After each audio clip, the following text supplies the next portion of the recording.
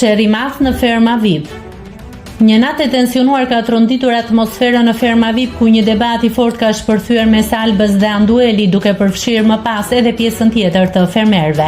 Gjithçka nisi pas një sjelljeje që, sipas Albës, ishte jo vetëm e papërshtatshme, por edhe fyese. Gjatë një përballjeje të drejtë për drejtë, ajo e akuzoi publikisht Anduelin për mungesë respekti ndaj grave. Burri martum i thot vetes, të duket normale të tallesh me femrat? Çfarë bëre mbrëm? I hedh syt aty ku nuk të takon.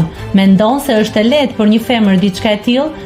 Alba pretendoi se Andueli kishte hedhur shikime të pahishme dhe e kishte përqeshur në një moment kur ajo po stërvitej, duke e bërë të ndjejë e pavlerësuar dhe e fyer. Pavarësisht akuzave të rënda, Andueli zgjodhi të përgjigjej me qetësi dhe mohoi çdo veprim të tillë, duke refuzuar të pranojë qëndrimet që Alba i atriboi.